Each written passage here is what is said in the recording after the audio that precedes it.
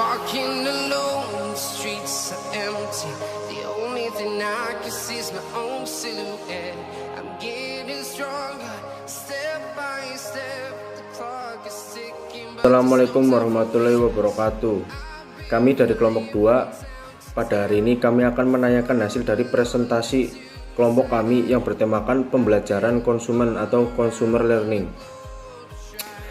yang dimana akan dijelaskan oleh satu persatu teman saya, yaitu Nanda Aditya Pramugianto, Ibnu Bahtiar, Alvan Izulhaq, dan Muhammad Arsyad saya. Sebelum pembahasan, kita harus mengerti dahulu tentang apa itu pembelajaran konsumen. Yang pertama, konsep pembelajaran konsumen. Pembelajaran adalah bahasa yang mendasar dalam ilmu psikolog. Lefton pada tahun 1982 mendefinisikan pembelajaran sebagai perubahan perilaku yang relatif bersifat tetap yang terjadi sebagai akibat dari pengalaman.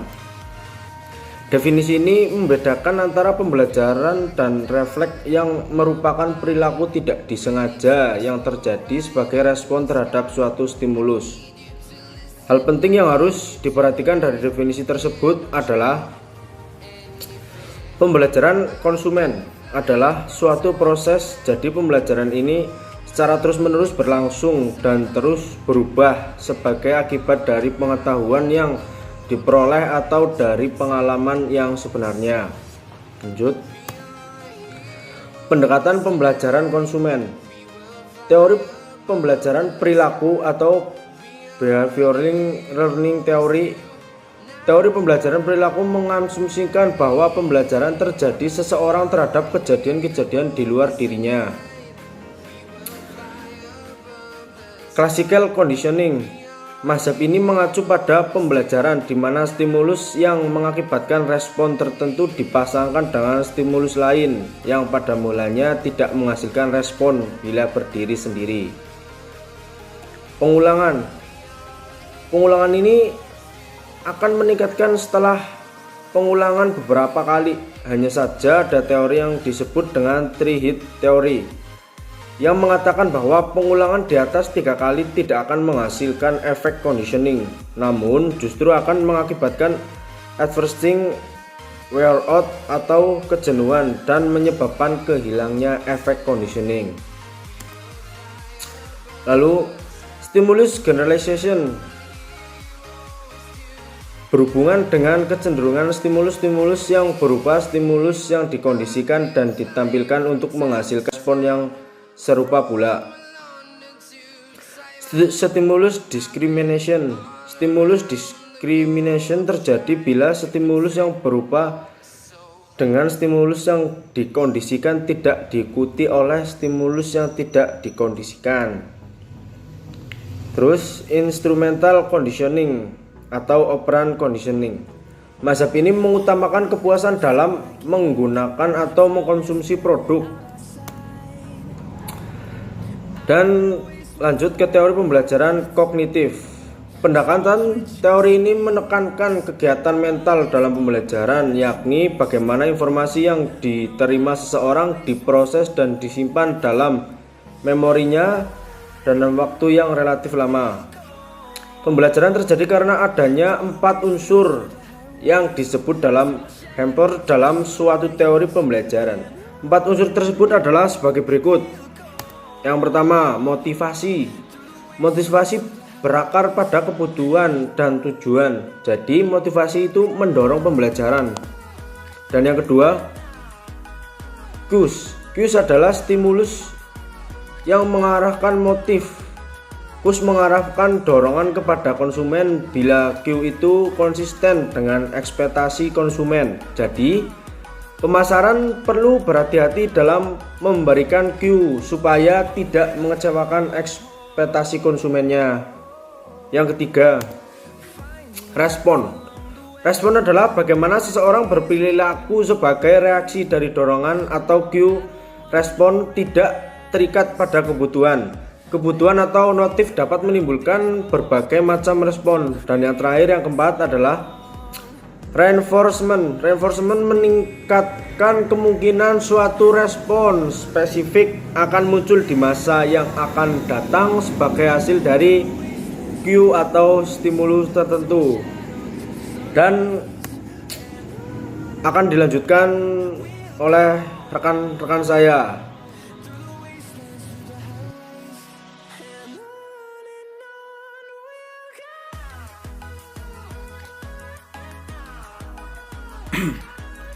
Teori pembelajaran Iconic Ride atau menghafal icon. Teori ini mengatakan bahwa pembelajaran dapat terjadi tanpa conditioning. Selanjutnya, teori pembelajaran Vicarius. Teori mengatakan bahwa orang belajar tanpa harus menerima ganjaran atau hukuman, seperti yang diyakini oleh pengikut teori instrumental conditioning. Bila seseorang melihat atau mengetahui bahwa orang lain mengalami kepuasan dalam menggunakan suatu produk karena seolah-olah ia mengalami sendiri. Selanjutnya, pembelajaran Vicarius. Pembelajaran ini disebut juga pembelajaran percontohan, menyangkut pembelajaran melalui observasi atau pengamatan yang memadukan aspek teori pembelajaran kognitif dan perilaku. Pembelajaran Vicarius merujuk pada suatu proses pembelajaran dengan cara berusaha mengubah perilaku dengan meminta seseorang melakukan observasi, tindakan, dan perilaku orang lain. Selanjutnya, proses pembelajaran. Pembelajaran menyangkut perubahan perilaku. Perubahan ini dapat langsung terjadi pada saat pembelajaran atau setelah saat pembelajaran. Berikut ini beberapa pokok ini perhatikan supaya pembelajaran konsumen terhadap data tentang produk atau merek lebih efektif. 1. Pesan iklan dengan aspek-aspek yang unik akan mudah lebih diingat. 2. Urutan sajian pesan mempengaruhi bagaimana informasi itu disimpan. Yang ketiga, pesan yang mendorong pengulangan lebih mudah disimpan. 4. Besar kecilnya jumlah data yang dikirim ke memori jangka panjang tergantung pada waktu memprosesnya. 5. Lebih banyak data yang disimpan dalam memori bila data disajikan dengan penggalan-penggalan. 6. Memori tergantung pada isyarat dan sajian isyarat tertentu dalam iklan akan mendorong pengingat kembali. 7. Data yang disimpan dalam memori jangka panjang bisa lain dari pesan yang disampaikan dalam situasi pembelajaran. 8. Data yang mengandung arti bagi individu akan lebih cepat dipelajari sehingga berpotensi lebih untuk disimpan dalam memori jangka panjang. Assalamualaikum warahmatullahi wabarakatuh. Perkenalkan, nama saya Ibnu Bahtia Pratama dengan nomor mahasiswa 19020010036. Saya akan mempresentasikan loyalitas konsumen atau kesetiaan pelanggan. 1. Loyalitas merek. Konsumen sangat loyal terhadap merek pilihannya. Loyalitas merek adalah sikap menyenangi terhadap suatu merek yang direpresentasikan dalam pembelian, konsisten terhadap merek itu sepanjang waktu. 2. Loyalitas atau store loyalty. Loyal terhadap toko disebabkan oleh pelayanan yang diberikan oleh pengelola dan karyawan toko. Hal ini ditunjukkan oleh perilaku konsisten, tetapi dalam store loyalty, perilaku konsistennya adalah dalam mengunjungi toko di mana di situ konsumen bisa membeli merek produk yang diinginkan. Faktor-faktor yang mendorong loyalitas konsumen. Menurut Sunu 1999, faktor yang mendorong atau mempengaruhi loyalitas konsumen terhadap suatu produk atau jasa adalah sebagai berikut. 1. Mutu produk. Produk yang memenuhi spesifikasi atau standar atau persyaratan konsumen. 2. Harga yang bersaing dengan efisien baik di produksi maupun di manajemen, dapat menetapkan harga yang wajar dan kompetitif. 3. Pelayanan dan informasi yang maksimal. Memberikan pelayanan dan informasi yang dibutuhkan konsumen secara penuh.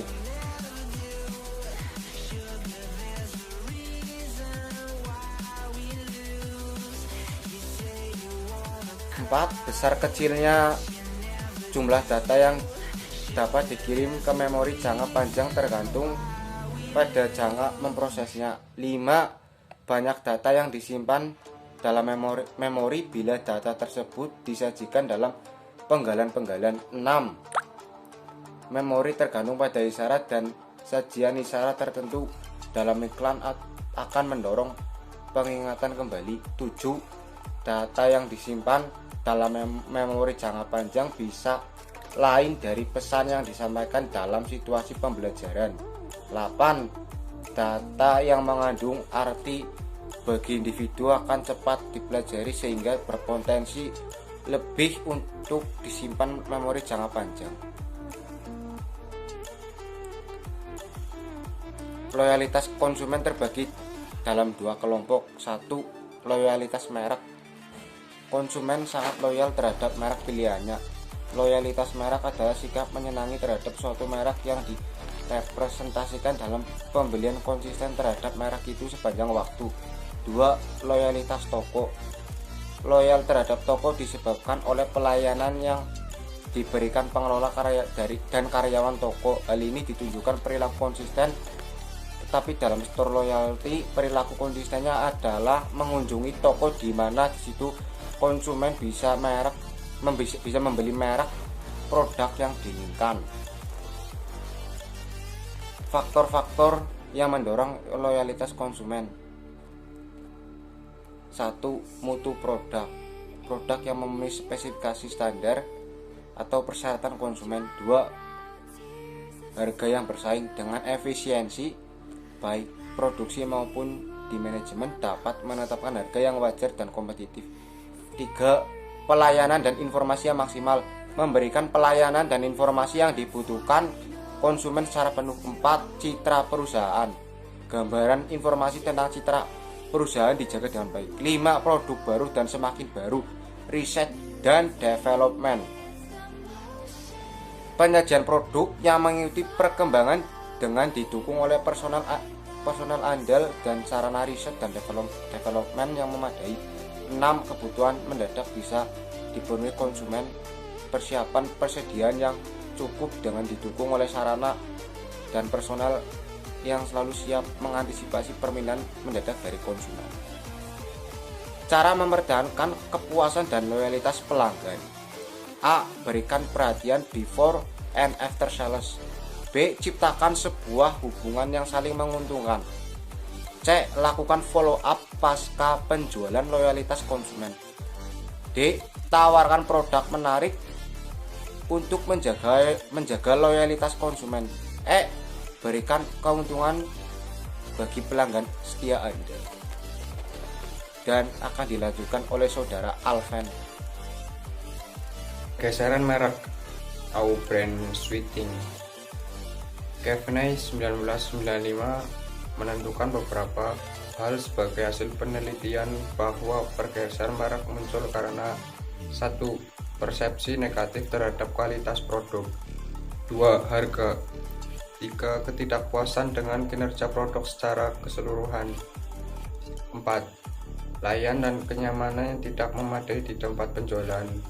5. Memang ada maksud intention untuk berhenti mengonsumsi brand yang bisa dipakai dan ingin memakai brand lain. Ukuran sikap dan perilaku pada kesetiaan merek. Ukuran sikap berkaitan dengan perasaan konsumen secara keseluruhan terhadap produk dan merek dan maksud pembelian mereka. Ukuran perilaku didasarkan pada berbagai tanggapan yang dapat diamati terhadap stimuli promosi, perilaku pembelian, daripada sikap terhadap produk atau merek.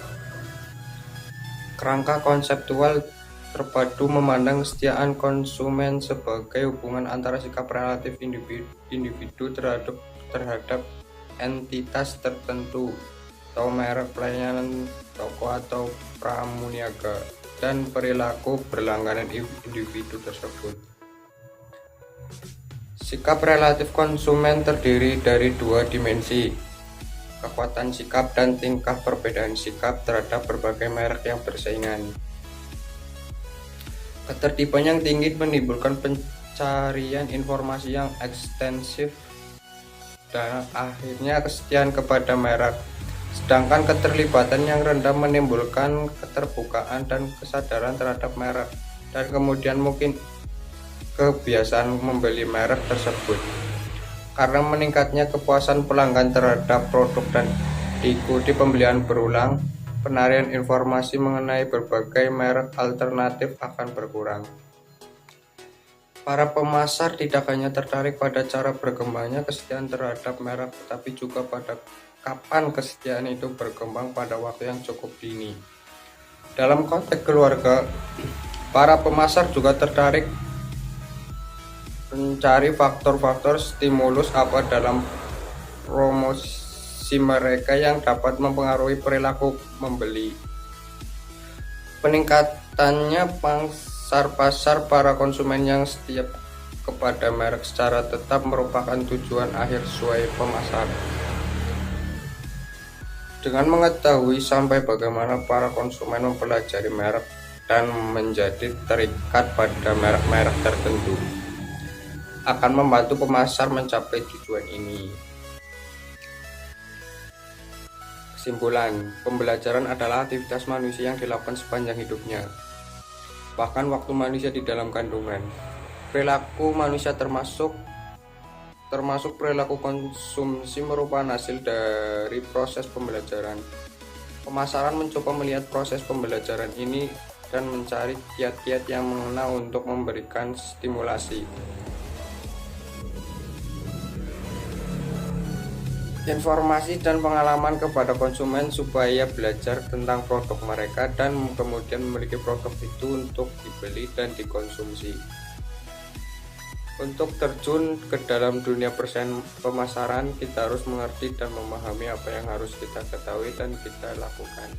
Di dalam pemasaran kita akan selalu bertemu dengan konsumen. Cukup sekian dari kelompok kami. Apabila ada kata yang kami mohon maaf. Bila itu taufiq wal hidayah. Wassalamualaikum warahmatullahi wabarakatuh.